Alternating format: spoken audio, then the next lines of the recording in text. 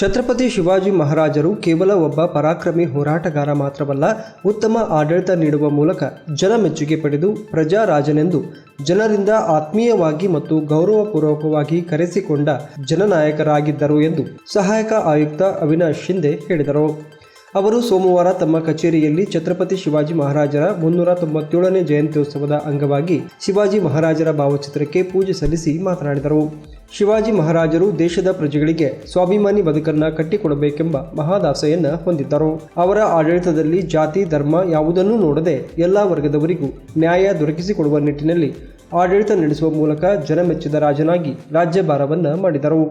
ಅವರು ತನ್ನ ಸೈನಿಕರಿಗೆ ಯುದ್ಧಕ್ಕೆ ಹೋಗುವ ಸಂದರ್ಭದಲ್ಲಿ ಮತ್ತು ಯುದ್ಧದಲ್ಲಿ ಯಾವುದೇ ಕಾರಣಕ್ಕೂ ಮಹಿಳೆಯರಿಗೆ, ಮಕ್ಕಳಿಗೆ, ವೃದ್ಧರಿಗೆ ತೊಂದರೆ ಕೊಡಬಾರದು ಹಾಗೂ ರೈತರು ಬೆಳೆದ ಬೆಳೆಯನ್ನು ಅಪ್ಪಿತಪ್ಪಿಯೂ ನಾಶ ಮಾಡಬಾರದು ಎಂದು ಕಟ್ಟುನಿಟ್ಟಿನ ಆದೇಶವನ್ನು ನೀಡಿದ್ದರು.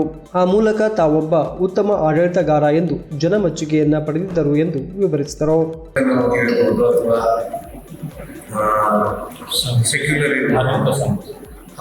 ಆ ರೀತಿ ಅವರು ರಾಜ್ಯ ನಡೆಸಿದ್ರು.